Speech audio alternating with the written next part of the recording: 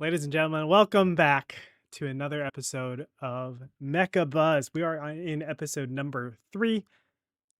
Welcome once again. Join alongside me is, of course, ViBE. I'm Greytorb. ViBe, how you doing this week? What you been up to, man? Doing good. I just I slept most of the day yesterday, just dreaming about my Mechabellum builds, my Rhinos and all that stuff. Okay, let me get this straight. For how many years you've been streaming 6 days a week or 7 days a week, I'm sure? 2000 since 2016, since after Red Bull. Literally ever since then, it was nonstop streaming like that. So you, And during COVID, I would even do like 200 days with no day off.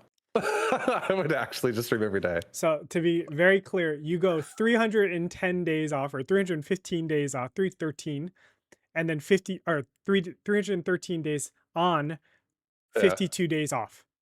yeah, My yeah. God. Yeah, there were a lot of times where I would even be like, every Sunday I have like the same spiel where I'd be like, I might take the tomorrow off. Sometimes it's not always guaranteed. You know, you might see me, but no guarantees that I'll stream. Because I would sometimes just stream anyways on Monday. What a god, man. That's Yep. crazy. Okay, so you actually took off. You've been basically only streaming. I know you stream games here and there, but it's mostly just Mechabellum, right? Nowadays, yeah. I would say my thoughts that I have are I kind of want to have like a variety day, but like still also like maybe 50-50 it with some mecha, but then 6 days a week or mecha. And that's how much I've really been enjoying it. It's been really fun. Okay, right on. Well, um, I know that you've been cooking some stuff, and you actually started a new series, right, on YouTube? Yeah. I started a new series that I basically am calling Welcome to Mechabellum, the Grind of 1500 series. And I'm trying to keep it super simple for anyone that's like overwhelmed by the game or maybe wants to get into it, wants to figure out how to play it. The goal I have is teaching people that there's certain things in the game that matter, that if you respect them, you can really play any way you want as long as you respect like the rules of the game. So I try to make it super simple in that way to explain what those rules even are. Okay, amazing. And I know obviously you're most known for your B to GM series in StarCraft 2. You did like, I want to say like 40,000 of those series. Not actually, but you did a ton of those series. Yeah. For those of you guys that don't know, in StarCraft 2, it was very highly competitive. Not saying Mechabellum isn't, but StarCraft 2, especially during that age, was very competitive. And I know you would play every single race at the Grandmaster level, which is top 200, right? I would say my Terran, that's like giving myself some credit. I don't know if my Terran really was always like that. Because Sure. I think my mech with Terran was, but my bio was definitely not. I feel like bio is something you really have to practice for a long Look, time. And look, you're still top 200. It's still very, very high up there. So you're taking the same stuff you learned from B to GM series, and I assume applying it yeah, to Mechabellum and trying to teach everybody else. 100%. I feel like just explaining things in a way that tries not to overwhelm people, but even listening to myself when I made my series for Mechabellum just now, it's my first one, right? My first iteration of it. And sometimes I'm like, I find myself speaking so fast and I'm like, I gotta slow down. Gotta keep your people on the track here. Yeah, I feel you. Well, Vibu, it's great that you're doing that. Great you're doing that for the community. I really hope that we can do things together. I know, not saying I want to start encroaching on your stuff, but like maybe we can do seminars for related to Mechabuzz, whatever it might be. I'd really love to, take advantage of everybody that likes to watch the podcast. Maybe we go over more analysis, etc. Um, we do some cool stuff. Today is not going to be that day. We have a full slate. I do want to talk a little bit about obviously the game and recently on Stoney's podcast, Bearlight came on, the lead developer of Mechabellum, and he was kind of giving us an update. There wasn't a ton of stuff there, to be completely honest, but I do have some of the notes there that I want to get your thoughts on what he said. That being said, I do want to move immediately to our next section, which is going to be, of course, the weekly updates. Not always weekly, but we have this week another round of updates. So I know that you've gotten a chance to take a look at them. There was a lot that happened last week. with, Yeah. if you guys remember, the Farseer changed quite a bit, and we were all worried whether or not it was just going to take over the meta. Let's go ahead and take a look right now at what exactly happened. So the first thing I do want to mention is the unit HP bar visual change. They optimized the look to this and basically gave it an animation. And I can't tell you enough how much I didn't know I needed a change like this. Same. It's so visibly pleasing to your eyes, man. Like when you watch it, you're like, okay, the game has so much more polish just because of that. But then when you really like think about it too, it actually gives you information that you otherwise did not have before, because it has like a way to register the last unit that, like, when the shot hits the target, you can really clearly see how much damage that shot did. So it gives you like damage differential between units. It's really, really nice. It's crazy that just this small little change impacts how I analyze, how I understand the battle, how I see everything, the visibility of, as you said, what is damaging, what isn't. And from that, it's almost like my analysis, or I get better faster. And it's something I would have never said, like, oh, do you know what this game needs? It needs to change its HP bar animations. Yeah. Like, what are you talking about? Yeah. And it just looks so polished. It's so nice. Yes. Another thing that it added, of course, there's a little Discord bug in the beginning, but Discord friends, you can now connect your Discord account to your Discord or to your Mechabellum client. That's fine, great, added perks. I don't really do that a lot of times, but I can see why people would do that. In particular, though, now we have the balance adjustments. It's the damage to player HP. So a lot of things got scaled back. Scorpions, instead of it dealing 300 damage to a player, that is, if the Scorpion lives at the end, it does 250. The Typhoon goes from 150 to 125, Farseer 300 to 250, and the Wraith 300 to 250. So it's scaling back how much damage that gets dealt when these units are left over. This is not an unprecedented change. We've seen this with the Giants. We've seen this with the Titans. The Titans used to deal 800 damage, which is insane. And of course, the Giants used to deal 400. How do you feel about this? How does this impact the game to you, ViBE? That's great. I think it really just allows you to... I feel like builds, or like things like this, allow more builds to exist in the game, because it gives you more of a chance to not be punished so fast by someone who's like rushing you down with something, especially if like they get early Scorpions in there or something like that. That's just like taking rounds really heavily off of you really fast. It puts you in that like you're gonna die situation a little bit later in the game. So I feel like it gives you more just like flexibility in your builds and what you can do. You can take more risks now because you don't get punished for them as hard as fast. I think it's a great change. I also think it, like, economically, it makes more sense too, because the Giants are doing 350 and the 300 units are doing 300. Those things are very heavily weighted in how much damage they can hit your board for, or your bar for, if they win the round. Do you think this is going to impact how long rounds go, or is it just like too small of a change to really do that?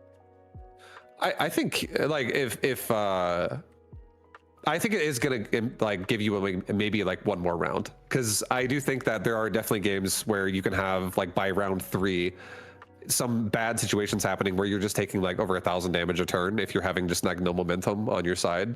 So now, I mean, it's not incredibly massive how much lower these numbers have dropped, but I feel like it's enough though, because we're talking like you'll have like 5k health, and now instead of a situation where like round 6 you're sitting at 800, now it'd be like round 6 you might be sitting at like, you know, like 15 or like 1700. So you have a little bit more like time to breathe here. I feel like it just makes the game feel less oppressing when you're not the one with the momentum on your side for the first like 5 rounds. That makes a lot of sense. One of the things I see definitely with the Farseer change is my rounds are shorter. We did have shorter rounds because sometimes we get the Farseer drop before the Farseer got moved to the main pack. But like not the mercenaries or the hired guns or whatever you want to call them. But one thing about the Farseer is that it doesn't really trade with anything because it has such a natural 140 range, I believe it is. It sits behind everything without range even. And because of that, it's one of the last units to actually engage, and it generally doesn't die. So normally, like, we were doing a lot of damage, a lot of player damage with the Farseers. Now, obviously, it's not going to be the case. Yeah, no, I feel like the Scorpion's like the same way too. Like the Wraith, maybe. I feel like the Wraith is one where it's like if you can just capitalize on killing their anti-air or controlling the anti-air, it just gets out of hand because it just survives. But all these units tend to like the Typhoon maybe not so much, but like Scorpion and Farseer definitely can just survive through your board pretty often. They're just like able to kill what's in front of them as long as they're with something else that you have too. And then they're just hitting your bar every time if they win rounds for that much is it adds up pretty fast for sure. Yeah, that makes a lot of sense to me. I don't know the exact numbers. Obviously, I wish we got a chance to just like scope in and see how many more rounds does this give us as opposed to before. Does this like put us back where it was, where it's like average, I would say round 8, round 7 is where we end our games. Do we get a round 9 now, and all of a sudden we need to think like, okay, what is our round 9s looking like on average, round 10, around 11? Or is this just like a minor, like we're not going to feel it? I don't know. I think it definitely has some effect, though. It definitely has For some sure. effect. Yeah. I feel like it mostly helps out the early game. I think it makes you not feel so pressured so fast when you're like trading, like you're not really trading, you're just getting dominated in rounds where you're trying to like get something going to deal with it instead. Agree. All right, the next change, the burst mode of the Farseer went from an attack interval modifier from 150% to 200%. Sorry, my WhatsApp is going crazy. So, 150% to 200%. That is a nerf, to be very clear. Yeah. So instead of it basically it needs to wait 33% more time to fire again. Is this a noticeable change to you in your games this week? Yeah, I think that was like we're talking about the last podcast, we were talking about the Farseer, and one of the things that we kind of agreed on was the attack speed could just be like reduced a little bit, or like the cooldown could be longer or whatever for like its burst for how often it fires. Because before, it felt like the last missile when it connected was like you almost didn't even have a second to breathe until the next volley is already going off. So it was very strong the way it was before, and now you actually get to see some downtime with the Farseer. So it really does make Farseer feel like it was not a good shot if it like shoots its burst into like a crawler or something like that, where you're like, oh, now I do have to wait for a while for it to come back on. So if you can get this Farseer shooting at bad targets, it feels so much more rewarding to do that, and it makes burst feel more like a choice you have to think about rather than I'm just going to take it and crush it, like whatever is there every time. Interestingly, they didn't change the cost to burst. Cost is still at 150 base. That is one of the cheapest upgrades that you can get. Obviously not the cheapest, but one of the cheapest upgrades that you can get. Do you think that was a mistake? Like burst, we still see very prevalently on ladder, whether it's 2v2, 1v1, even free-for-all. We're seeing that all over the place. Yeah. I'm happy. I feel like I don't have a strong opinion one way or another about the cost being the same, only because I don't want them to over nerf it to the point to where like you never see it anymore. So I think for now I'm okay with it, because I think if you can really just discover now like chaff against it, if you can line up chaff to run into it for a while as you can make it take shots into just bad targets, it feels more rewarding than it did before. So I feel like if you just have like these steady counters to like, oh, he's going burst early and he thinks it can just like be that good every time, I could counter this because now it actually can be countered better by what it's supposed to be countered by. Okay. I still tend to think that burst is a little bit too good for only 150. It's dealing a lot of, I want to say alpha damage. Alpha damage is your initial damage, but it's a little bit weird, right? Like it's not quite alpha damage because it is damage over time, but it's this weird string. So I'll give you an example. A Sledgie, right? A Sledgie does damage. I'm sorry, a Sabertooth. Sabertooth does damage. It does everything, all of its damage to that one single target.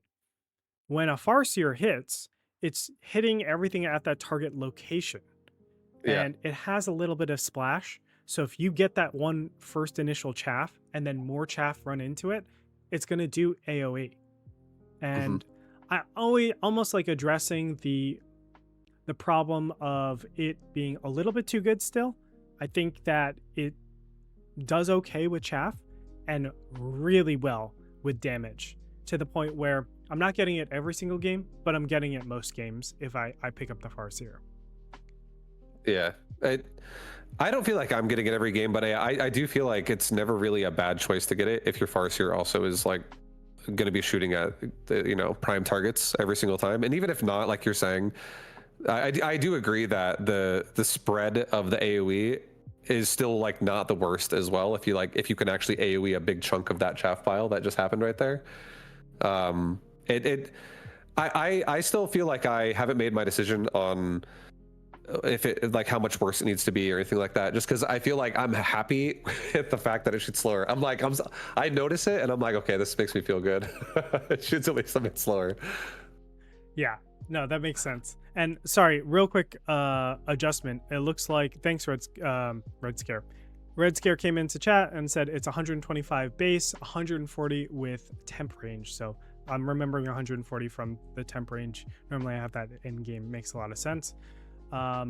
Yeah, I still think 125 is really, really far away. It just puts you back far enough where, okay, yeah, I'm going into tangent. Thank you, Red Scare, appreciate it. Yeah, I feel like the magic number is like 110. If you're above 110, you're smooth sailing. You're probably gonna be behind most things. I agree to that too, right? Anything below 100, it's like, ooh, you're really up front there, Yeah. But yeah, 110, now you're just like, okay, everything's safe, we're good. If ever I get the enhancement modules for my my wasps, for example, it's just like, oh, they're snipers now, let's go. Yeah. So, yeah. I think, look, I don't know what the exact calibrations have to be with the Farseer. I think it's a little bit too good at everything right now, and I tend to shy away from units that are good at everything. I think that is a bad thing for the game, because what you end up having is very little unit diversity, because it's a catch-all, and I want people to be like intentful with their actions. I think that's good for the game, and it's good for diversity. So I don't know what that is, and maybe I'm completely wrong, but that's how I feel. The last change to all this was the War Factory, of course. The War Factory, as we were saying last week, is very abusive. It got a huge attack reduction, both in its base attack and also in its HE. So HE was way too effective. I still think it's pretty effective right now, but HE is way too effective. It went from a -30% to a -40%, and the attack, it dropped by a massive 10%. This is important, remember guys, because there's all these modifiers inside of Mechabellum. Of course, you can go into the right tower, and you can get like plus, what is that, 40% total if you get both upgrades. And then obviously there's different cards that you can get that give it more damage. So this -10% is pretty massive, because it takes that base amount and then puts multipliers on that base amount. So you're seeing very different numbers relative to what it was before. What do you think about the War Factory? I know you didn't have a lot of problems, or you weren't seeing nearly as much in your games last week. Yeah. Did you see it this week? Did you feel the changes? I feel like I want to run it myself more and like push people with it myself to really get my full opinion on it, because I still War Factory is something I'll see like not even like probably like 10% of the time. Like it's not too often. And I feel like the problem that could still exist for a War Factory, it still could exist with these stat changes, because I feel like the fact that it can just get through the majority of like the medium to small stuff quickly itself and not really struggle to do that is still going to exist with this. But I do think if it gets stuck on like bigger units now, it'll struggle more there. Just take a little bit longer to get through them. But I feel like if War Factory was like, if the common denominator was everyone just saying that this unit is like too strong, it's just too powerful at what it does once it has high explosive, I think a good maybe like substitute change to it could be maybe like high explosive could like lower its range a little bit or something that really like the overall War Factory's range would be reduced by like 15 or something like that if you turned on high explosive, so that you could really compromise the unit more if you want to make something that is that strong to turn on. But I don't know. I think it's I think for right now, again, I think it's I want to play with it more myself, but I do feel like War Factory is one of those situations like this kind of a build, similar to like the Farseer, where people will just have it like, that's my plan from the start, and I don't care what the board has, it's going down, and I'm gonna make that. So, yeah. Makes a lot of sense. Now, Bearlike did say on the most recent podcast that he was considering having more requirements for Titans. Obviously, the War Factory is one of the Titans, and this might be like, oh, if you want to unlock the Abyss, you have to lock the Overlord first, or something like that. Like a tech path. Do you feel like Titans are too prevalent right now? Do you think it's too easy to get them? Do you think that... just give me your overall thoughts about that idea of having more requirements for the Titans. I think... I feel like basically... If they want to do that, I think there could be creative ways you could do that, and it could be like you unlock a unit that's like similar to it in some kind of a way, like you said, like Overlord into an Abyss. But I personally like the Titan rotation you can do. I like being able to bust out, like if you get a card for it, that's like the easiest way, but it's also the most obvious way because people will know that's a possibility at that point in the game. But if you have an opportunity where you just see like your opponent hasn't really prepared for a Titan, I kind of like that you can just throw it in there. I like that you can do that because you could. One of the ways you definitely can, I guess, try to play the game is always think to yourself like, do you have enough like single target DPS that could manage a Titan if it exists? And if you don't, that's something that should be on your mind, where it's like, what do I actually need from whatever's offered here, and what are my choices going to be with my current supply? I think I'm down to investigate the idea of more restricted Titans in some way. Could be more expensive, could be other things like that. I think that sounds fun to explore. I would be totally down to try that. But I personally don't think Titans are that... I feel like Titans are manageable if you just think that they can exist and you don't wait until they do exist to start dealing with them. Yeah. I agree to that. I also agree, though, that by the definition that you gave, where you're forcing people to make sure they're investing into single target damage units, that it cuts some of the roster. So I'll give you an example. It's really hard to invest into, let's say, a Void Eye, right? It requires a lot of techs. You require a lot of deployments of them. Same thing with Marksman to an extent. That's why the Phoenix are so prevalent, because you just get 2 for each deployment. What you end up having is, whether it's by supply deployments or whether it's by not having enough resources, you just can't go into a lot of different units. And that's why we see just like a couple where it's like, obviously the Phoenix with charge shot and range. And then you also have the Sabertooth with double shot. Outside of that, there aren't a lot of like damage dealers that can deal with those Titan units where you can easily continue, like they have a role in the beginning game and the end game, and you don't have to mass them all too much. So I do see there's like constriction in the high damage dealing units, and I'm hoping that one of two things happens. The Titans get readjusted, or we get more support for those damage dealers. And I would tend to the more support. Yeah, there's charge shot, there's range on Void Eyes. But the problem is you have to deal with air. What are you going to get for air? It can't be the Void Eyes. Oh, you're going to put an upgrade. You're going to deal with Phoenixes by getting the upgrade for Void Eyes. Okay, well, you just made all your other upgrades more expensive. Now they're moving in at a different timing, so you have to take into account that stuff. It makes things very, very difficult for the Void Eye, and same thing with the Marksman. Like, there's so many different problems here where the Titans just... It's so easy to get them, and they have so much HP. So I wonder, how do we actually prop up the other cast so that they're viable against the Titans?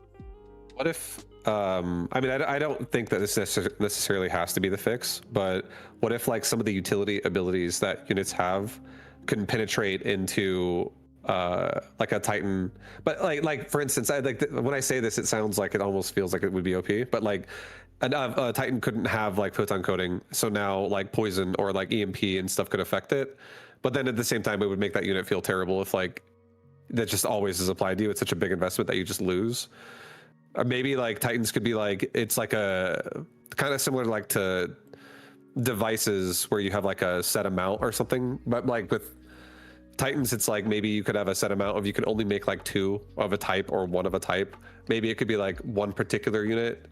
I don't know. I think I feel like I do see lower level units dealing with Titans myself, as long as you have tempo, as long as you have momentum in the game for yourself where you're leveling. But yeah, if you're like level 1 on this, like your earlier roster in the game, they're not doing anything. They're just gonna get run over.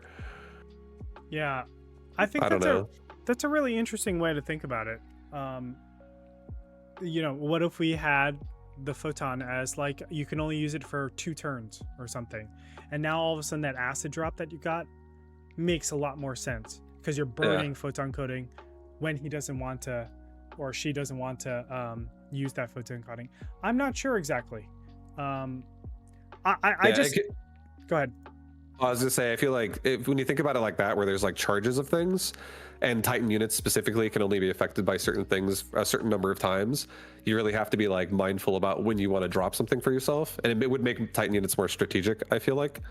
But then at the same time, if you're just the guy that just makes Titans and you just mass Titans and you just expect it to win every round every time, once you're out of like your supply of whatever you have, then you feel like the now suddenly these small units are zerging you down because like you can't actually manage them properly anymore, and the Titans then feel like a bad investment. Yeah, that is definitely a problem for the Titans. Obviously, at the end of the day, it's always chaff clear, right? And chaff that you still need to get to Titans. Look, I don't know. The one thing that I can say about Titans, and especially in the past month, ever since the mountain come out, we've had a lot of cool looking battles. Yeah. No, for real. Ever since we got the Titan, the mountain came back, and particularly the supply changed, or the upkeep cost changed from 200 to 150, and people feel more comfortable going Titans, not screwing over the economy. We just had the coolest looking battles ever. And I don't want to give that up either, right? Like, it's freaking cool to see like 8 fortresses across against 2 abysses with like a Zound of army, and they're just going at it. I feel like we've had the best battles thus far, and it's only because Titans have become a lot more prevalent inside of the meta these days. I agree. I have some I feel like there's some stuff in this game that definitely, when it happens, it's like a gasp moment where everyone's like, "What? Oh my god, this is like happening right now. It's exciting. It's something that's different." And that does happen often when it's like, "Oh, I'm struggling, and here comes a mountain," and then the mountain just suddenly like turns the fight around for me or something like that. And everyone's just like, "Wow, this unit's crazy," because it's like it's in a spot where it can actually perform well at the current point in time. Yeah, I don't know. I feel like there's a lot of ways you can really make them be controlled, but I do think they definitely bring a lot of excitement to the game too. So I like that they exist. The good thing is, I know Bear-like has said that he's constantly calibrating. He said this inside of not Mechabuzz, inside of Stoney's podcast, which is Merc. He said that Titans we're still calibrating it. We're looking at the upkeep. We're looking at the power of it. The prevalence right now, Titans are used more than fortresses. So like there's an entire giant specs that are giant area that just isn't being used at all. And that it could be that they're just better. The other thing they could be is just getting big units are cool, and it feels good to get Titans. So I don't know if that is a useful statistic. The last interesting thing that he said, in my opinion, was the Typhoon is going to be a regular part of the roster. They're looking to put the Typhoon in there, but it's going to be reworked. Okay. So, it's insane, Shafter. That is the thing. Okay, talk to me about that Typhoon. Do you think it needs a rework? And if you had to rework it, how would you want to rework it? I think a Typhoon definitely needs to have worse chaff clear if it's going to be part of the natural roster, because it's going to... If your opponent makes chaff and makes a dense amount of it, as long as you have a means to not let your Typhoons, if you want to make them, as long as they're not getting like one shot by sabers or marksmen or whatever your opponent has, if your Typhoons can exist on that board for like at least 15 seconds or 20 seconds, that chaff, it's so fast. It's like a Mustang with splash just built in by default. It's just nailing everything, and it hits ground and air, and its damage actually scales incredibly well. Like if it levels up, I mean, like so when I say scales, I definitely don't talk about level 1 Typhoons. I feel like if you have Typhoons that are pumping out like 500 DPS a piece or more, those things are starting to pop off pretty fast, and you're not only killing chaff. It's like similar to like the war factor thing we were talking about before, where it just kind of like it can run through a lot of things pretty quickly. I feel like it has some nice upgrades too that just give it a lot of utility, but I think it needs to lose its chaff clear ability to an extent. Like maybe it needs to lose range on its splash. Maybe it needs to lose splash altogether. Something like that. I feel like if you just take its splash off, I feel like that would be fine if it's going to now be a mainstay unit. But because I feel like its damage is already ridiculously good. Maybe it could have an upgrade that you could run that gives it splash, so you have to sacrifice something. I actually think its upgrades or its damage stinks. That's so interesting. I love its damage, dude. Like there's so many times I see it on like a level 3 tower, and I'm just like, I have to wait here for how long until like his army comes at me, and then it still doesn't kill the tower. Typhoons have problems with clearing big chunks of HP until they level. Exactly that. Yeah, like once they level up, they grind everything out. And I agree though. I don't think they're great on like high HP targets right off the bat. I definitely think Typhoons are a unit that they shine aggressively because they have such good like move speed. If you turn on temporary speed, you take speed modifiers, or you take mechanical rage on that unit, like, or you have like a haste module, any and all like move speed enhancers on that unit. I feel like it can just, if the tower is not respected, it can die really fast and it can just end the round and just dominate the round. But even if the tower is upgraded, I feel like if your opponent's like abandoning the tower and you have like a steel ball there, it would be fine. But if your opponent's playing the tower, my opinion of a Typhoon is it really comes down to damage, and if you get damage mods in some way, shape, or form. Like you need like a damage modifier card, you need a damage modifier device, and someone has to be like giving everyone else XP to farm. You know what I mean? Someone has to be like starting to push the round in favor for you to like let the rest of your Typhoons get that baby bird treatment where they get to feed. I see. So do you see this unit moving into like really an assault type of playstyle? I think so. Okay. Yeah, I feel like anyone flanks you with certain things, anyone also plays aggressive on the line with certain things. Typhoon is a great answer. I feel like it's like a ranged Fire Badger in a different way that can also hit air. It's like similar to a Fire Badger, but I think it's better. Yeah, that actually sounds really good. Maybe the chaff clear is too good. It is an all-around unit, and that is one of my biggest problems. But maybe if you get rid of the chaff clear and you kind of nerf that, what it ends up doing, that you could even like fix its targeting, because I know it's a little bit slow to target different units because the fire rate is so fast. So it does do overkill on a lot of units, chaff in particular. But if you fix that a little bit and let it be smarter about the overkill percentage, maybe it is going to be like, you get a sweet spot, and then it's just like the assault unit that we want. Yeah. It's a really interesting take. I like that. Yeah. I want that unit, ViBE. That is how I want to fix it. Yeah, it sounds fun. I think it sounds great. It feels like if I have access to it every game and I can make it always whenever I want, I could be the guy that every time I see dense chaff, I'm like, I'll just get a Typhoon. And if I get a device, I could be like, I'll just get a Typhoon. I could activate it always with certain things for sure. Oh, Keppels, by the way, hi Keppels, nice to see you. He mentioned something really nice. He said, level 1 Typhoons are poop, level 3 Typhoons are heart face. Could you imagine triple level recruiting level 3 Typhoons as soon as you get the money? I know that's very expensive. Yeah. But your elite spec anytime, that is an imposing dooming force very quickly. Yeah, you're selling off your entire board up till round 3, round 4, and you just, even the drops get sold. Let's see, you need 300 for the Typhoon, 300 for the upgrade, so it's 600 each. So it's 1,800 plus the additional supply and the elite. So it's 1,950. You just gotta get 1,950 and you're good to go. Yeah, no big deal. And then as Keppel just said, and then it runs into one mountain with plating, and you're just like, oh well. Bye, guys. So I'm don't good. worry, we're nerfing Titans. It's okay. That's right. That's right. We're just gonna. This is a giant ploy to just make sure that Typhoons are nerfed and everything in this game follows around the Typhoon. This is what we're trying to do. I definitely feel like I've done a lot of testing with Typhoon myself just over time, and one of my I just like mono battle Typhoon almost with Typhoon and Chaff, and it really does. It has its moments where if you have these like activations for it, when it turns on, it really doesn't have problems. Someone drops like an armored unit. This is actually before Mountain as well, to be honest. I haven't actually had someone put a plated Mountain in my face, but that would stop it. But I don't even get through a lot of units. I don't even do plating. I do war factories, war factory armor, and you just laugh. Like the Typhoon just does nothing. It's hilarious. There are times when people are taking my side, and I will literally do an oil drop straight down the center vertically, because I know they're going to come over. They're going to take my tower, and I have a war factory on the other side in the bottom, like right, and it just goes up and it sees the Typhoon. Is like, oh, hello. And just blah, blah, blah, blah, blah, blah.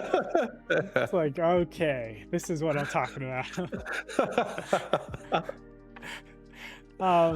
Yeah, they're not great against very big HP units, but in terms of, man, they're just able to change targets. They're able to get to like a nice pocket for your damage dealers, particularly anything with burst, to just obliterate whatever you need to obliterate. They are such good chaff clears. Not in standard, in aggro. In standard, they're probably poopy, I would assume. Yeah, I don't like them. I don't like them when you play them back. The only exception I prefer when I play them like deep, like at the towers or even behind my towers, is if I have like a Wasp invasion coming and I only get anti-air on them or something like that, and they're just going to be in the back anyways. Yes, they're a good replacement for. They're an excellent replacement for that against fire. You know, Mustangs have such a problem with fire or any spells. Typhoons are just like, come on, let's go. I'll just walk through this. It's fine. You want some shields? I'll give you some shields too. Yeah, exactly. I love that. All right, ViBE. Do you have anything else to say? I wanna make sure we have enough time for the next segment. Sure. I'm happy Typhoons are coming to the roster as well. I was kind of hoping they would make it there since Farseer got added, so I'm happy about that. All right, ViBE. Here we go. I was up all night. See, there's question box here. Do you know? Do we talk about this at all? Do you know what's going on? Nothing. Surprises. Okay. Ladies and gentlemen, welcome to the first ever edition of Mechabellum Trivia. With me today is ViBE, aka Dan Sherlong. I have a couple of prizes for you, and we're going to look at them right now. Okay. I am going to have 25 questions for you. All right. A lot of them are XP related because I didn't realize that I had a lot of questions around XP. Okay, whatever. But I have 25 questions for you. You have a possibility of getting 5, 10, 15, or 20 right. Okay? Each of those has a prize. Let's go ahead and take a look at the prizes. Vanna. All right, so you get 5 correct. Oh. You're getting Japanese curry tonight. Oh, hell yeah. I want you guys to know that this is not a joke. I introduced ViBE to Japanese curry here in Vegas. This man tortures himself so hard. He gets the level 100. Did you get the level 100 or just level 10? I got 30. I got a 30. I'm sorry. The scale is 0 to 10, and he's like, I want a 30. That night, he started having nightmares, and he realized that the nightmares are related to him having this spice. So what does he do the next time and next iterations? He keeps getting the level 30s, and he just goes to me, I had nightmares all night last night, and it's just a big smile on him. Okay. It's delicious. There's a mixture of like, it's almost like a hamburger patty, but it's like really plumped up and they have all these spices and herbs in it. And then you just dip that thing in curry and you just eat that. You just straight up just the biggest bite you can take and just mush it around and just start chewing it and then stuff rice in your mouth while you're doing it as well. It's so good. It's so good. Okay, we're tangenting. So you get 5 correct. I'm going to ship you some Japanese curry. If you get, sounds good. 10 correct, I'm going to give you 10 gift subs on your channel right now, today. We're just going to go through with it. You get 15 right. It's 5 gift copies of Mechabellum. You get to give them out and distribute them however you want on your channel. Just, make sure it goes to people that will use it, or that knows friends, that whatever.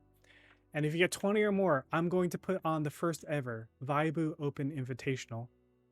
$500 added, or not added, $500 free roll for whoever you want to have.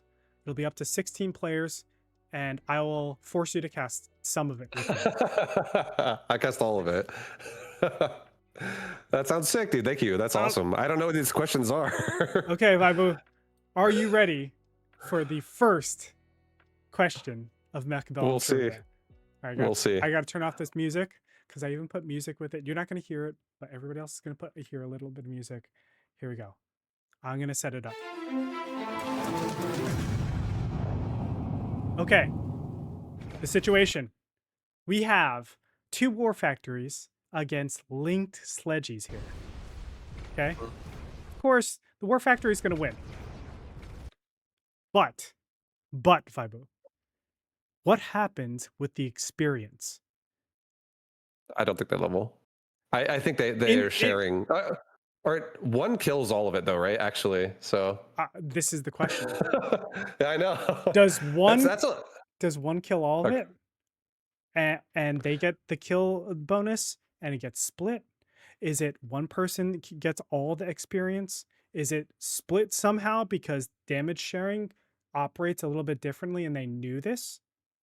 What do you think? I'm gonna say the killing blow is gonna go to one of these war factories. But I love my Slegies, but I don't think this is enough Slegies to level. I for a war factory.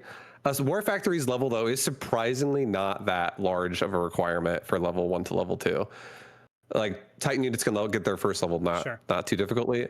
I want to believe that it's not going to level, but I will say, because I think it's not about the leveling. It's not about the leveling. It's just about where the XP goes. Does it? Oh, it definitely shares. Shares equally, or shares? I don't think so. One person gets the kill, and then the other one gets the share. Yeah, I think so. I would believe that. Okay, I don't think they're going to have the same XP. Is that your final answer? That's my final answer. Let's find out. Okay, War Factory kills him. Let's find out the next turn. That should be XP on both. I'm really okay. Yeah. Well, hold on. 400. The other one's gonna have like 3K almost, or something like that. If the other one has 400, you lose. You realize that, right? Okay. Yeah. It's gonna have more. Yeah. 1200. Oop. I gave you a ding ding ding. Yeah. Hi, ViBE. You've moved up. You are 1-0. Nice. Are you ready? I think so. For the next question. Let's do it. That was an easy one. I'm working you into this, but you're kind of understanding what the heck is going on here and what we're doing. Are you ready? Yeah.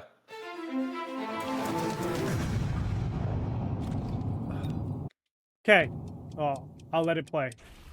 So we got Linked Sledgies once again, and this Raiden has Ionize. Okay? Raiden has Ionize. The question is, what is going to happen to the 3 Slegies or the group of Slegies with the Ionize? So Ionize, if you guys don't know, it's I believe it's a minus percentage. I think it's like 55%. Gosh. It's 50, yeah. 50%. I think it's 50. Will the entire link reduce by 50%?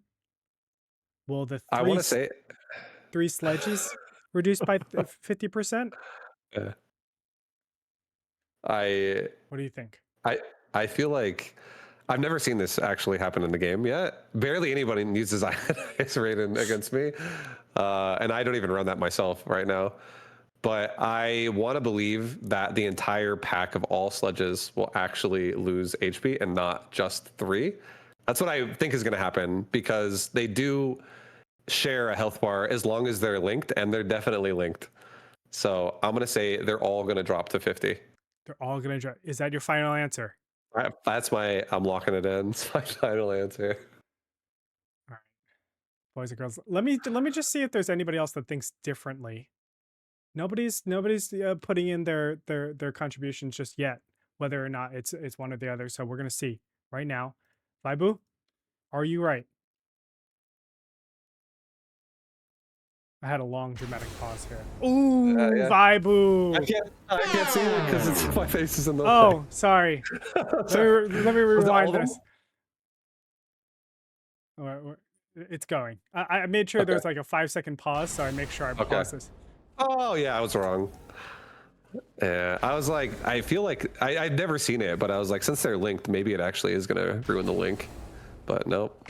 It's all right. Well, this mountain's gonna come up and wreck everything. It's okay, ViBE. Yeah.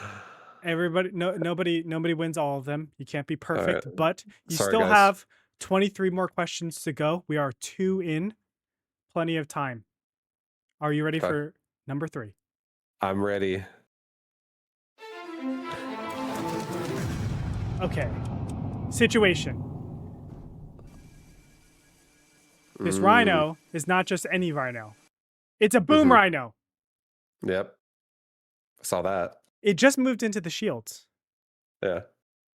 Is it going to blow up both the shields along with the melter? If it has enough damage, I don't know if it does, but is it going to blow up the shields now that it's inside? Now, ViBE, I do want to let you know, and I'm going to put you front and center. You are the Rhino expert here. So if you get this wrong, I'm going to have to remove the Rhino expert tag from you. You're the one that says S tier rhinos, okay? So the question, do the 2 shields pop now that the Rhino is inside the shields? Yes. Is that your final answer? Yes, and so does the melting point. Okay. The shields, I've noticed if a unit's inside of it, it doesn't actually have to hit the shield. It actually just hits whatever's underneath it with it. It ignores the shield. But when it's an AoE, like a final blitz, it'll detonate everything. Let's find out. Let's go. ViBE. Yeah. Is he an expert? They patched it. I guess the barriers don't blow up. What the? Incorrect. You are 1 and 2, ViBE. You're just a Rhino enthusiast, sir. All right. Damn. Question number 4, and this is going to be a hard one. I did not know this going into it, and I found it out yesterday, and now I will be forever changed. Here we go.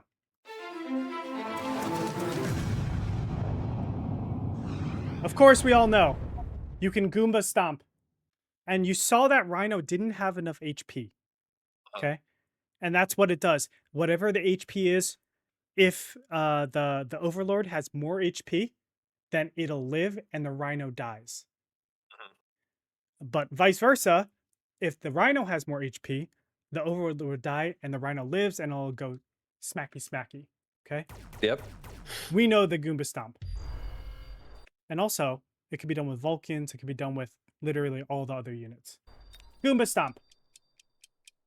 Now, I have a melter underneath.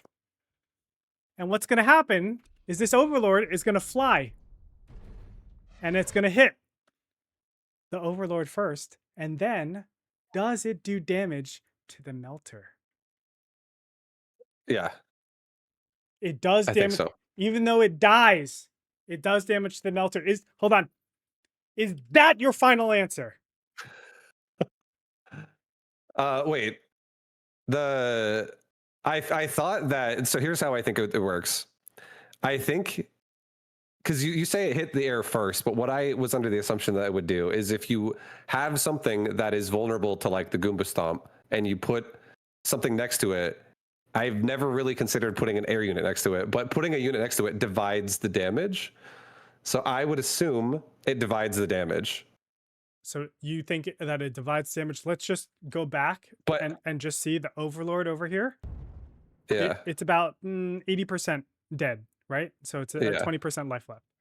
Okay. hmm So under this, you think that it's going to be split equally. We're going to see the Melter and the Overlord sharing the damage of the HP total of the Rhino. Is that your final answer? I I want to say yes, but I'm starting to feel like it's just gonna like the melter is gonna be a-okay. But I'm gonna say I'm gonna say yeah. I'm gonna say yes. I I'm need a saying final yes. answer. Yes. A yes to what? It hits. Yes, it hits the melter. It hits the Melter, and how much damage Divides. divides? Hits the Melter and divides. So yeah. So like if the boat was gonna die, you could save it by putting the melter there. Ladies and gentlemen, we're gonna find out. Is ViBE right? Does he know his mechanics? Huh? Huh? Oh, I forgot. I paused it for comedic relief. It does. It does not share the damage. It does. It just no, it hits both. Yeah. It equal damage to both of the units. Just kidding, dude. Look at me. Imagine that. You do double damage basically by hitting ground and air. I'm just letting the Rhino Stomp hit me even harder. Okay. Come on, let's share that damage. I'm going to change ViBE's answer, or ViBE's tag of Rhino enthusiast to Rhino voyeur. Okay. You can gain it back over the weeks, but you know this is Hey, this is some information, dude. Thank you. all right. Next trivia question. We are on number 5. Okay. Normal situation here. What we're seeing, what this is supposed to show is that you can see the fangs had no XP. Sorry, this is quick. Okay. And now the fangs are close in range and they're getting XP. The fire gives XP. So now I have fangs in the opposite corner, completely far away. Will these fangs gain XP? Yes. I think spells divide XP to the board, whatever exists on the board. So if you use a spell and it kills anything, it just divides that XP up among the rest of the board that you have that's alive. ViBE, is that your final answer? That's my final answer. You don't want to think about it for a little bit? I mean, that's what I'm assuming it works like. That's what I thought it works like. All right, let's find out.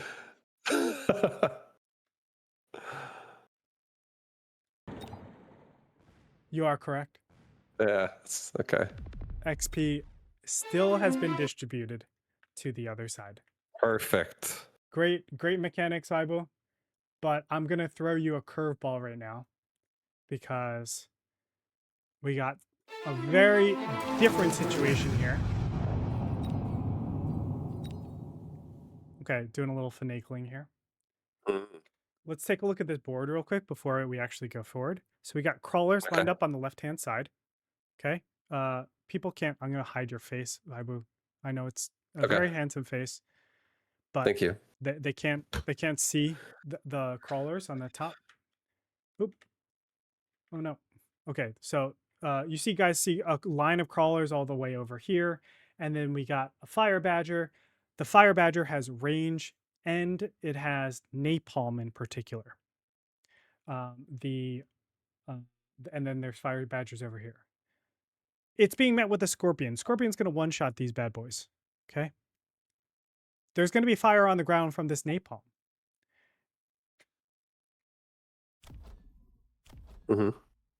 Sorry, I'm going to let it play for a little bit.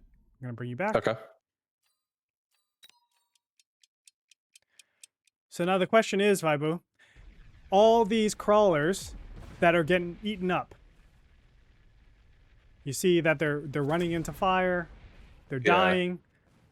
Is this fire going to give XP to the other fire badgers on the opposite side? Oh God. This time I think no. This is not a spell. This is a unit's attack. This is even though it's fire on the ground, I don't actually know if the game works that way with like it's now suddenly a spell. But I'm gonna say no because I think it's based on the fire badger skill itself, which means the only way they would get XP is if they were within proximity of death. Okay. I think this is proximity based. So you think that it is not a spell, and therefore it's tethered to the fire badger on the left-hand side, and we won't see any of that stuff. We won't see XP. That's my guess. That's I'm not 100% because I actually never thought about if the fire badger's napalm is gonna have XP delivered to everybody like a napalm strike, but I'm gonna say no XP shared this time. Let's find out.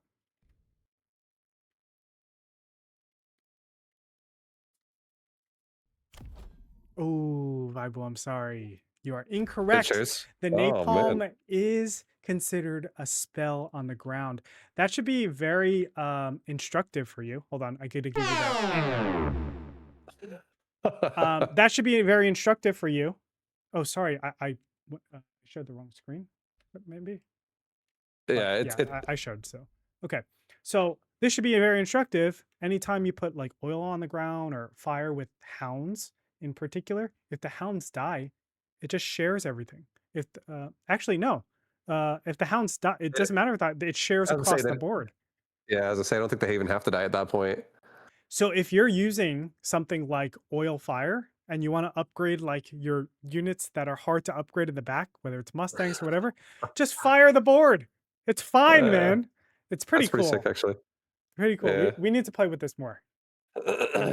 But I'm sorry, ViBE, that does mean you're 50% right now. You're 3 and 3. Hey, we're gonna go. I'm 3 and 3, but I'm learning a lot. We're gonna go to our next puzzle.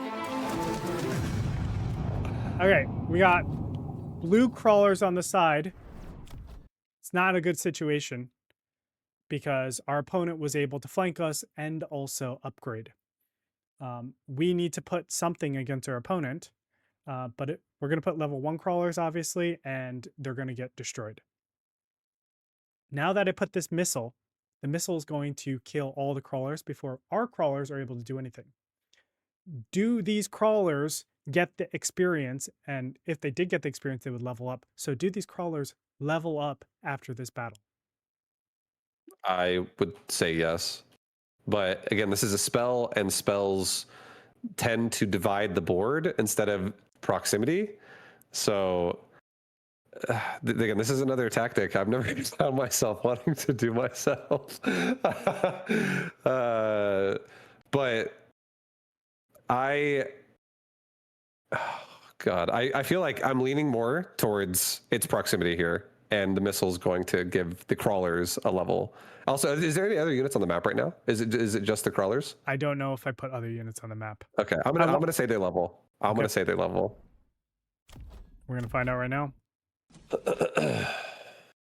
Oh, I really left it in suspense. Sorry. Okay, there you go. There we go. Oh. Okay. And no, I spell a level. That's an up air. That's a correct question answered. That's correct. You are 4 and 3 right now, ViBE.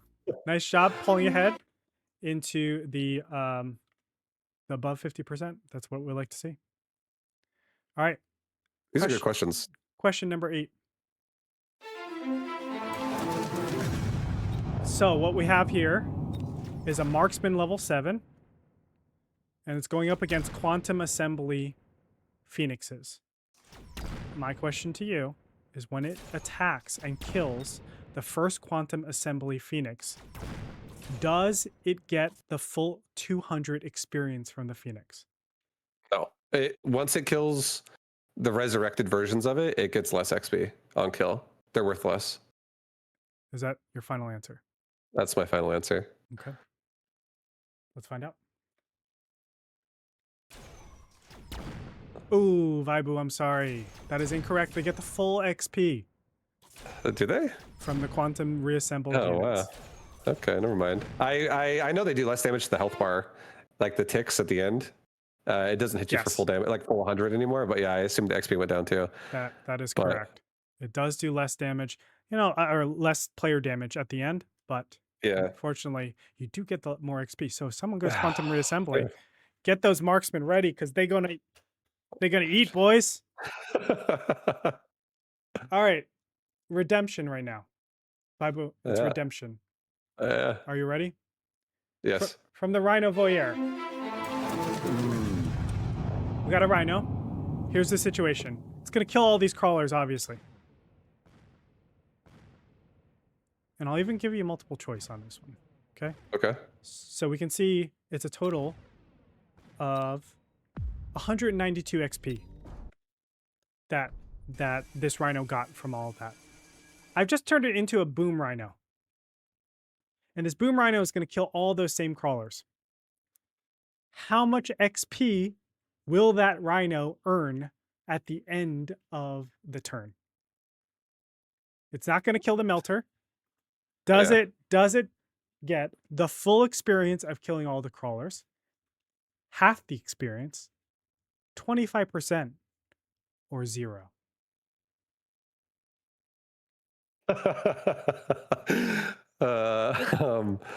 Okay. Well, I like to believe we live in a world where it would get 100% of that experience.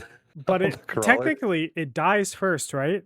And then it booms, or it dies and booms at the same time. It dies to die first. Normally in this game, we know if a unit dies, it doesn't get experience anymore. Yes. So there is a case for it to be 0. Yeah.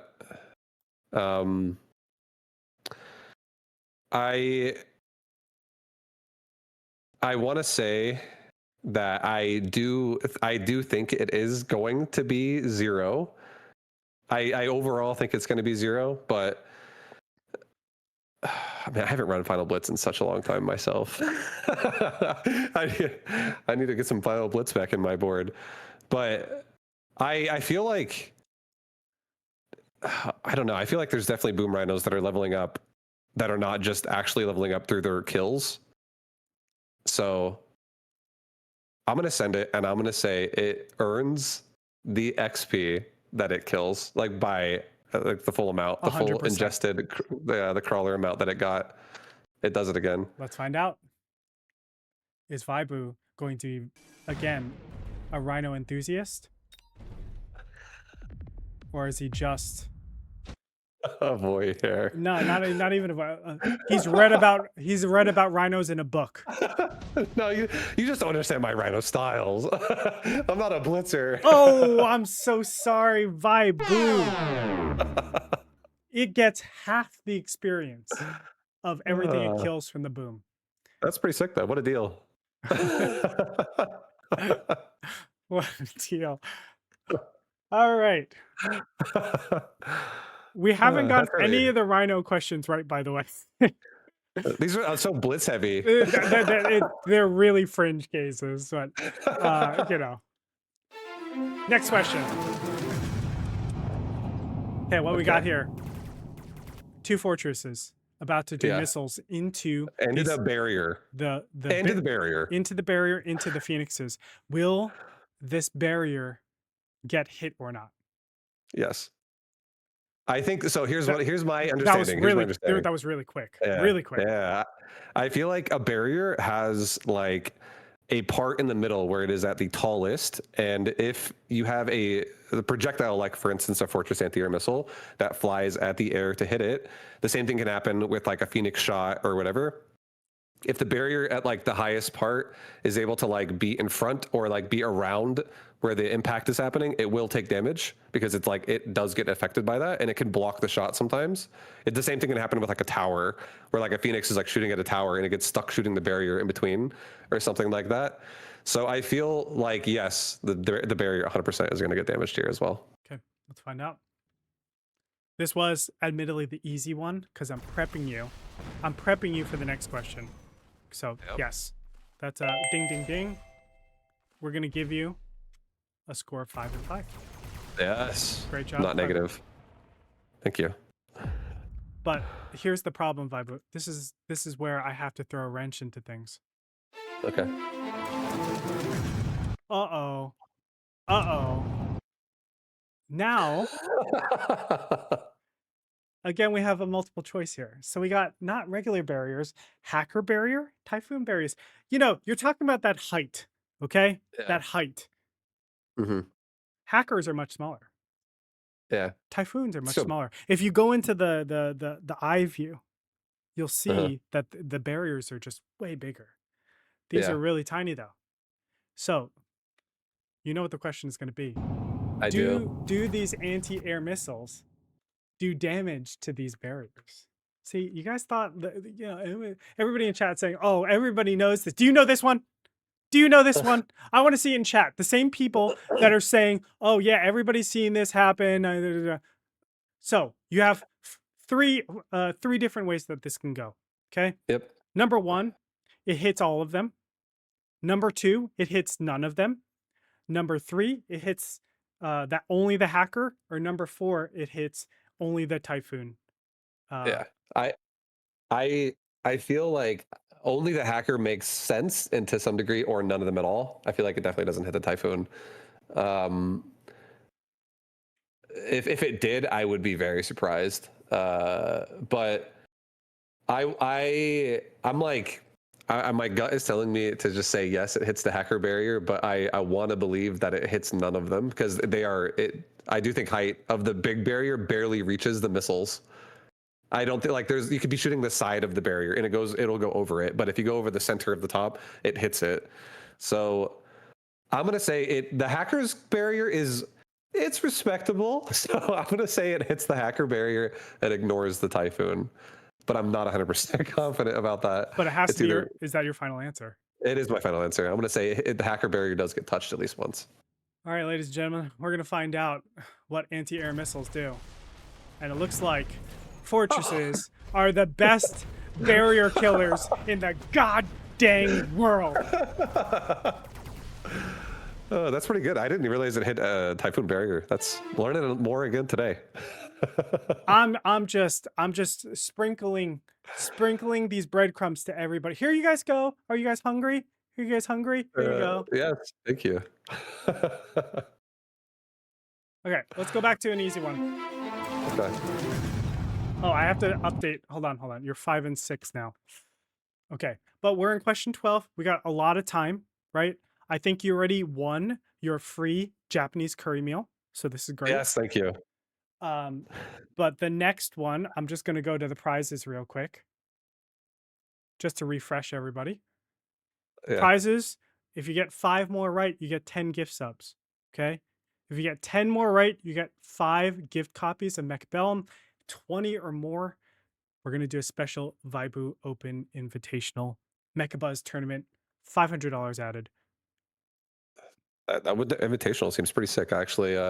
I don't think I can get it now, but maybe in the future. Oh yeah, you can't. You're boned from that. Okay, sorry, sorry, community. You're kind of screwed on that one. Sorry, guys, I failed you. All right, guys, if you guys didn't know, the Fangs got a buff, and now for only 100, they get 50% more attack. Fangs are also known for being absolute dog poop to these crawlers. With the upgrade, who wins, the Fang or the crawler?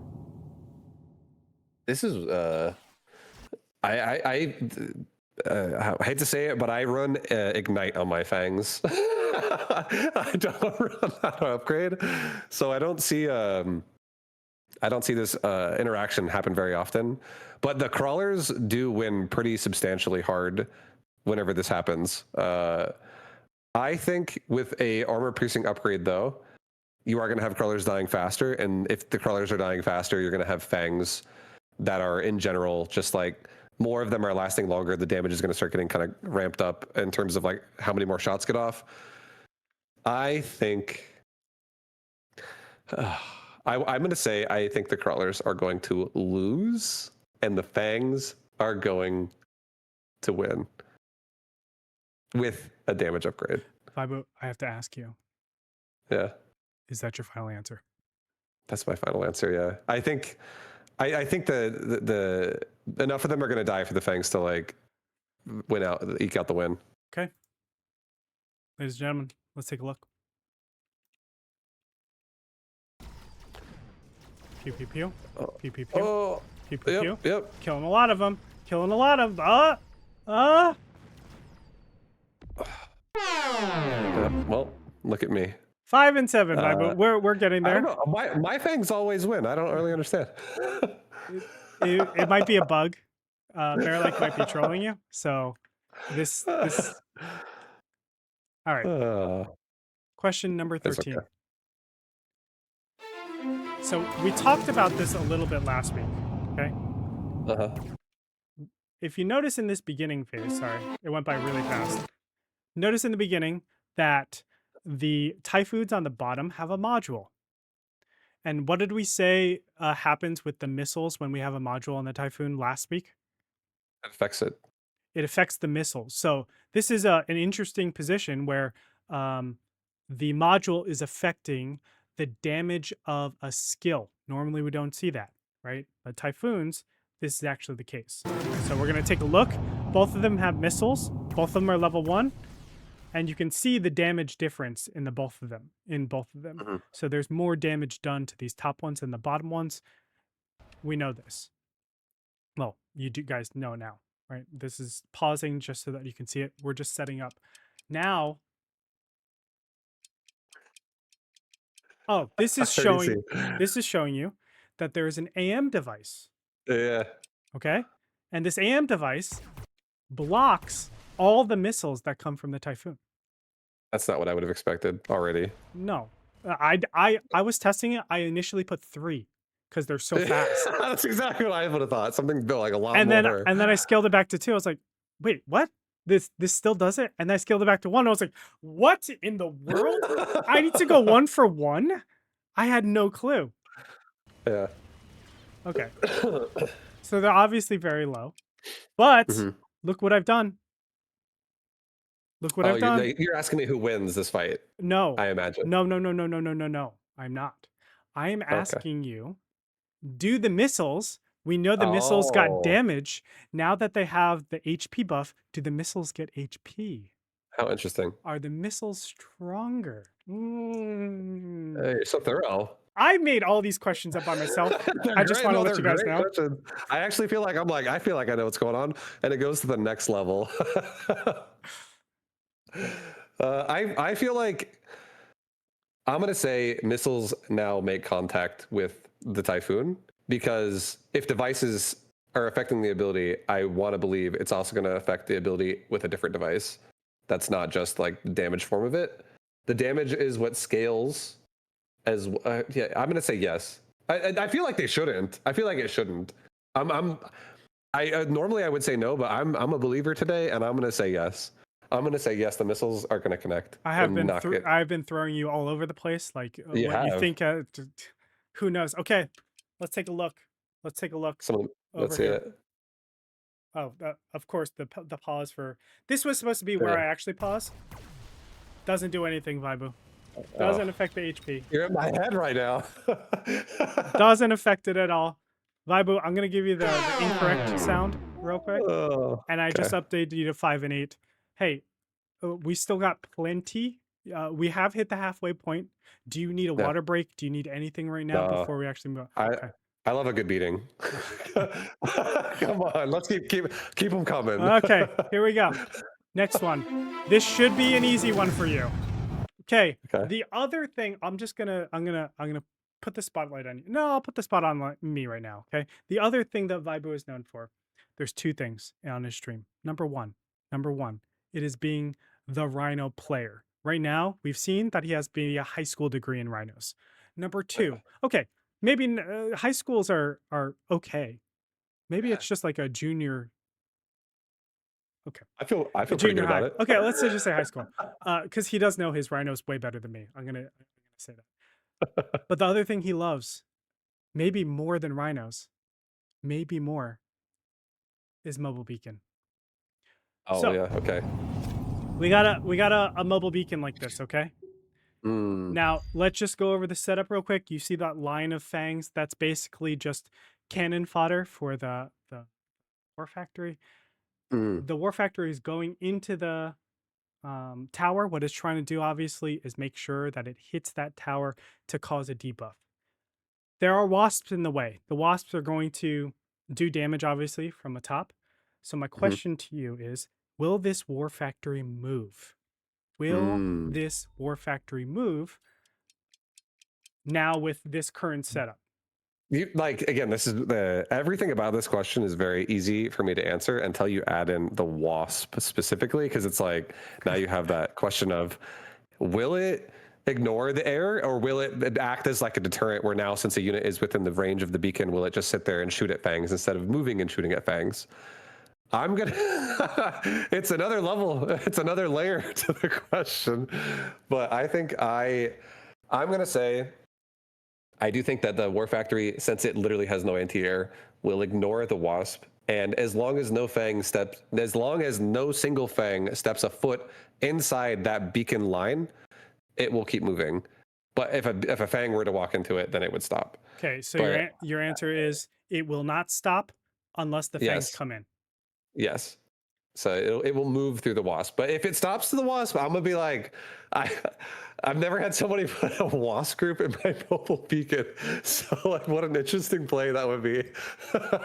Let's find out, ViBE, if you are right for question number 14. Come on, move, baby. Ready?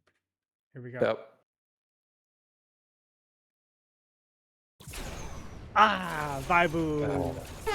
It's crazy. I understand why it's not moving, but yeah, I would have assumed it kept moving. Dang, dude. So it looks like air units, if they are in the way, they are considered part of the problem. ViBE, the nice thing is I have a part 2 to this question. Good. It is a separate question, but watch. I'm going to mobile beacon this a little bit differently. Yeah, I think it's based on the path. It'll move. I think the path of the beacon is what matters, not the unit itself. So I do think it will move again, as long as the Wasp body isn't inside the beacon itself. Is there ever a chance the Wasp goes into it? I mean, are you sure you want to just... You're really quick. I mean, I'd be like, let's pop a missile device on those things, get rid of them. He's got barrier, let's pop 2 of those things. He's got anti-missile, let's throw 5. I'm glad you said that, because we're going to talk about that a little bit later on. This is great foreshadowing. Okay, so your answer is the War Factory is going to move. Is that correct? I think yeah, as long as nothing's in the beacon, it moves. Yeah. ViBE, I want to remind you, you are 5 and 9 right now. You have a lot of ground to cover. You have to make sure this is... Sure. So maybe we just stop here. Yeah, don't ruin a good thing. But I do want to... I want to let you know, if you win this one, you will be 6 and 9. Yeah, perfect. That's really actually what I want now. Kappa. Yeah. Okay, are we sure that we want to go through with this? I think it'll move. I believe if I was making a War Factory move here, I would say I think that the unit is going to travel based on its slipstream mobile beacon, not based on its body. But its body can be body blocked. But since it's an air unit, it won't have a problem struggling to get through it. So it'll move. Beep, yes. Beep. That's right. Beep, beep. But you taught me, so I feel like there's a few things I learned here. Good. This has been a great trivia. I had no idea you could put Wasp in front of a beacon and be like, you're not going anywhere. That's right. For those of you guys that... Oh, I'll let it kill the tower. It wants to. It's been trying to the whole time. If you guys don't know, Rat, aka Suri, he put out an amazing mobile beacon video that goes through the ins and outs of this, just mobile beacon strategies. Some of it is a little outdated because they changed things in some patches, but I highly suggest you guys check that out on YouTube. Again, it's Rat, R-A-T, or Suri, but if you could just type in Rat Mechabellum, you'll find it. Okay. Yeah. Okay. Number 16. Take a look at this. And what's happening? We got an anti-missile system and crawlers right here. Okay. And this what is this called? Missile is about to strike the crawlers, but the crawlers are right on the line. ViBE. Is the missile going to reach the crawlers? So if it was an air unit, which might be a future question, I would say, yeah, 100%. You can't block it. It's going to hit the air unit. But if it's a ground unit, you have more time for it to drop to the ground and be diffused. When it's right on the line, I do a lot of right on the line plays, but usually my crawlers are, I'm acceptable if they die because I'm not stacking it too hard. But when you build right on the line, it's harder to defuse a missile. It's impossible for an air unit to do it. For the crawler pack, your missile device is also like right there. I feel like if your AM device was further back, I would question it more again. Mm-hmm. Maybe because if it's like it takes longer for the shots, like the bullets, the anti-missile bullets to like connect to the missile. But I'm gonna say it blocks the missile. I think it blocks the missile with crawlers. Final I do answer? not think it blocks. Yeah, it blocks. It blocks. It does not block air though. Yeah, it's let's go. Yeah, that's how I'm assaulting those towers, dude. That's right. But that's right. Let's go. If there's an air unit though, soon, I don't know if it's gonna. It does not block. It's gonna die. Just roll the clip. It's dead. It does not block. You know, ViBE, I obviously know your style so well, and I had a good like. Hold on, let me give you that ding, ding, ding. I knew that you probably would have known that. Yeah. So what? You think I don't come equipped? You think I don't prepare for this stuff? See, you have there are two anti-missile systems, ViBE. Two. Oh God. I still think it hits. Final answer. Final answer. Okay, I think it doesn't have. It's just too close. It's just too close, and it's gonna hit again. Let's find out. So 2 anti-missile systems, pretty close. Yeah. Wasp build dead. Yep. ViBE, you beat all those missile on the lines thing. You beat all of them. Except this one. Okay. Well, now that there's three anti-missile systems. Oh God! Now I have to really think about it. Dude, the Wasp get killed. Okay, so I think there is a threshold where the aim device is shooting, and I do think it's not doing zero. It's not like nothing touches it. It seems like something might be touching it, and it happens so fast that the Wasp is just getting detonated on instantly because it's like it's air to air. They're like in the same spot. They don't have to travel very far. Sure. A third one might make the difference, but I think we're probably going to have to go above 3 aim devices to block that thing. Above 3. Okay. So I'm going to say for this particular one, I'm confident it will still hit the Wasp. I want to remind you right now, ViBE, you went from 5-9 to 9-9. You are on a 100% winning streak if you only look at the last 4 questions. Okay? Yeah, it feels good. This is a really important one because it could send you over 50% win rate. Let's go. I think it detonates. You think it detonates? Chat, is he right? I'm gonna say the limit's 7 AM devices. Oh my God! It actually blocked it. Sorry, ViBE. Damn. Yeah. You're at 9 and 10 right now. Okay. It's okay. But you are 1 question away from getting 10 gifted subs right now. 1 question. All you have to do is you have 6 chances to get this right. We are on number 20. Question 20. No, I'm sorry. You have 6. There are 5 different units here, all with a skill that is the same named skill. Do you know what that skill name is? I do. What is that? Starts with an M. Mechanical Rage. Mechanical Rage, that's right. Now, Mechanical Rage generally does the same thing for all units, right? The numbers might be tweaked a little bit, but it does the same thing for all units except 1 unit in this list. One of them, it doesn't follow the same rule. Which unit is it out of the 5? It's the hold on. And let me just tell you what it is, okay? The Mech Okay. Rage, what it normally does is it increases your speed and reduces your attack interval. Mhm. All but one do this. What is the one that doesn't belong? I think it's definitely between the worm or the crawler. For whatever reason, I'm like not remembering if a crawler gains attack speed from Mechanical Rage, but I think it does. But a worm, I think a worm.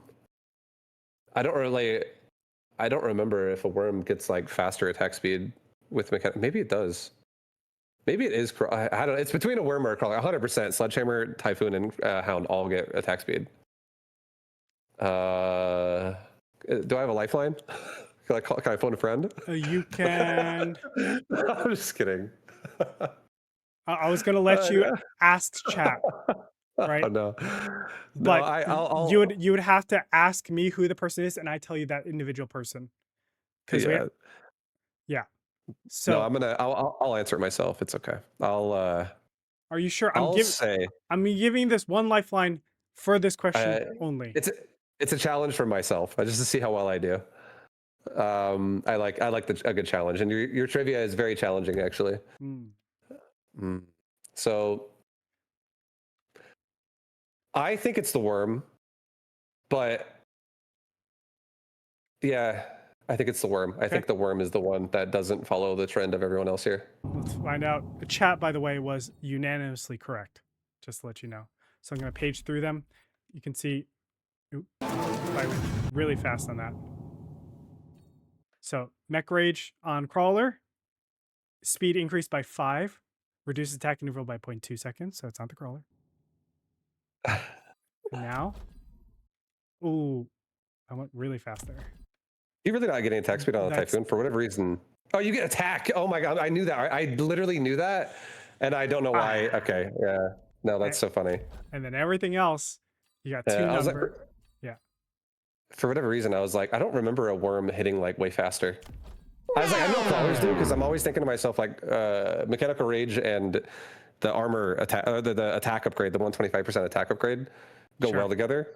But for a worm, I'm like, I don't even really run Mechanical Rage on my worm a lot, so I forgot that it actually does that. But yeah, Typhoon actually doesn't get attack speed; it just gets damage. I know that. It's a tough one, ViBE. I know you love your Typhoons. You knew it deep down, but you just glossed over it. I get you. It's okay. You're still A-okay in my book. But are you going to be A-okay for question number 21? It is a hacker against Void Eye EMP armor. Now, a lot of people came out with stuff here. What would happen with this interaction? So if you've done your homework, ViBE, the question is, will the hacker just hack, or will it get EMP'd before it hacks? I'm assuming it's gonna get EMP'd and lose its range and lose its bubble. If a hacker has a weird attack that like penetrates through this, because I know a hacker penetrates through like for instance like plating on a mountain, it just ignores it. But on this, I would assume it's not going to be immune to EMP unless it has some type of like coating, so it'll get EMP'd. It'll lose range and the bubble. Final answer. Yeah, it loses range, and the bubble EMP armor has to do something here, right? Okay, we'll find out. Yeah. And no one goes EMP armor against my hackers. Yeah, there we go. You were correct. Nice, ViBE. Yeah. Thank My God. man knows his hacker. My man knows his hacker. Let's go. All right. Nice one. You are 10 and 11. You have officially unlocked the 10 gift subs. I'm going to go through that a little bit, like right at the end of this segment, because I'm obviously juggling too much. Yeah. But after this, the last 4 questions are all for fun. I hope it's okay if we keep going. Yeah. Let's do it. How about this? If you get all 4 questions right, I'm going to bump you up to 15. Okay. And get you the 5 Mechabellum copies, okay? We're on question number 22. It is Raiden Shield. Okay. Shoot. I messed this up. Wait, did I? Oh, no, I didn't mess this up. Okay. Okay, so a Raiden is attacking a oh my god, I want to call it a Thor. It's not a Thor. Fortress. Thank you. Thor's from StarCraft 2. Sorry. Raiden is attacking a fortress. You can see how much damage it's doing, right? Now I'm gonna add some fangs to this. And my question is, does the Raiden also look, it has forked on it? Does the Raiden do 5 times the damage that it did previously, or is it going to do the same amount of damage to the shield? I feel like my brain thinks it's going to use fork. It's going to not just act as a barrier as one target. It's going to act as whatever gets hit, whatever gets deflected, because the barrier exists. It'll shoot the targets underneath it, I would assume. So it'll shoot at fangs and have as many fangs in range. So all 5. So to be clear, you think it does 5 different iterations of? I think so. Okay. Like the fangs are in range of the Raiden right now, so like as long as they stay where they are, then I would assume yes. All right. Well, let's find out. These are good questions though. These are so obscure, but they're so game changing too. Yeah, let's go, dude. Oh yeah, look at that damage. That's so much damage. So much damage. All right, ViBE, you think it's that easy? You think it's that easy? Okay. Okay, ViBE. We got 5 of these fortresses, okay? Mm-hmm. And you see they're all stacked up on top of each other, right? Mm-hmm. So my question is, will the 5 instances that is able to commit to all of these fortresses, will it attack all of the shields at the same time, thereby we're level 2, so we can eliminate all the shields? So will it eliminate all the shields, or is it going to be almost like additive, where I have to get through this shield and then I have to get to this shield, so it pieces it apart, basically? So I do think if they were further apart, just by like even like where you had like a crawler between them or something, just a couple spots apart, I think it would definitely be easy to say the one barrier on the side would do it. The only reason why I feel like multiple barriers would get hit at the same time is if there's overlap where the bubbles like touching where the attack is happening, because they're all so close together. So it might actually, because I do not think the Raiden's going to attack at the very outside of the bottom of the barrier, underneath the unit of the Raiden. You know what I mean? Like the very edge of the bottom middle barrier. I don't think it's going to attack there. It's going to attack probably directly on that fortress that's closest to it. And I think all the bubbles are close enough to be AoE'd by that, because they're all overlapping right there. Okay. So I think all the bubbles will get hit. I'm going to give you things on both sides, okay? So on one side, we have things like ion cannon, or the ion beam, that if you stack bubbles on top of each other, the ion cannon doesn't care. It goes through all of them and splashes all of them.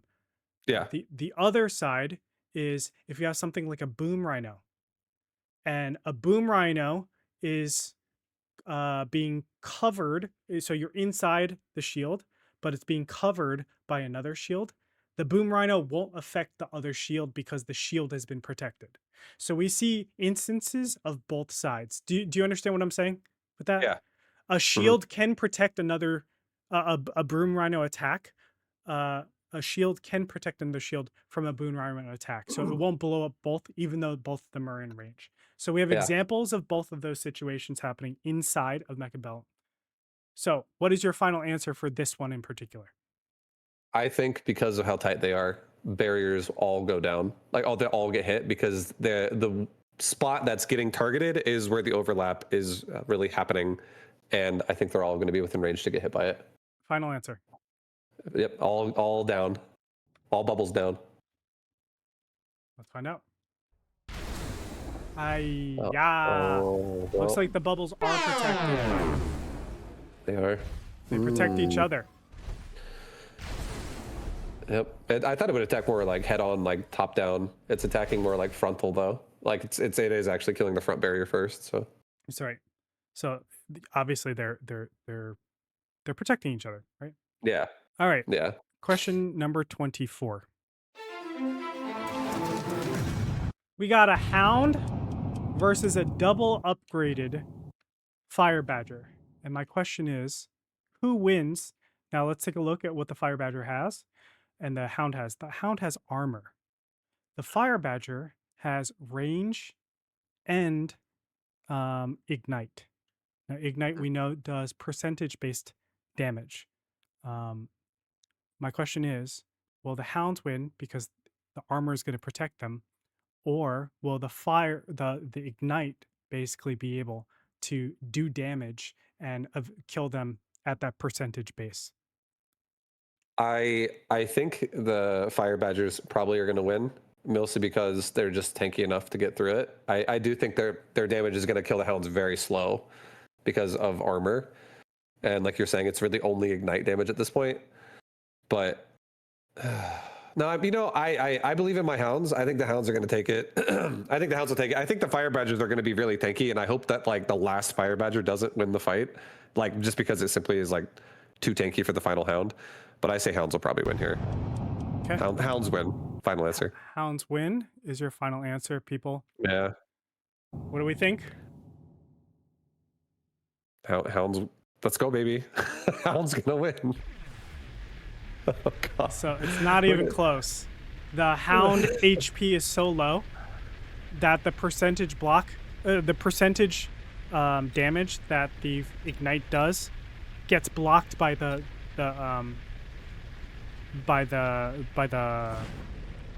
armor. And so the armor actually affects the percent damage too. Yes. Okay, yeah, I forgot about that. And that's why the Hounds just crush, which tells us again that armored Hounds are just the best. Yeah. All right. Well, I'm sorry, ViBE. Well, no, you actually got that one right, just for the wrong reasons, but we count it. We count it. A win is a win. I forgot that armor actually affects ignite percent damage too. We are here at the last question, ViBE, and this is our chance. You're exactly 12 and 12, okay? This is our chance to make sure that we are Mechabellum Mechabuzz Trivia champions. Okay? Yes. Here we go. Over here on the right-hand side, I'm going to get the improved Wasp ability. And what I've done is upgraded Mothership core, or Mothership, on my Overlords. The question is, these are regular Wasps, by the way, on the top. The question is, do the Overlords spawn improved Wasps or regular Wasps? I think they spawn improved Wasp because it's part of your board and it's just taking it from your Wasp, and now your Wasp is modified, so it'll spawn your modified Wasp. So improved Wasp come out of Overlords. I want to reiterate what's on the line here, ViBE. You're right now 12 and 12. This is for all the marbles right now. Okay. Mm-hmm. Are you sure you want to go with your final answer here? The Mothership spawns improved Wasps. Yeah, I think so. I would if it doesn't, I don't even understand this game anymore. Let's find out. Let's go. They are improved Wasps, ViBE. That's right. That's right. Oh, look at them go. Look how improved they are. They're so good. Look, these two spawned, and it killed a whole pack. Like, yeah, improved Wasp is nuts. They're nuts, man. They're so good. ViBE, congratulations. You have finished 13 and 12 in the first ever Mechabellum Mechabuzz Trivia Spectacular. I hope you enjoyed that.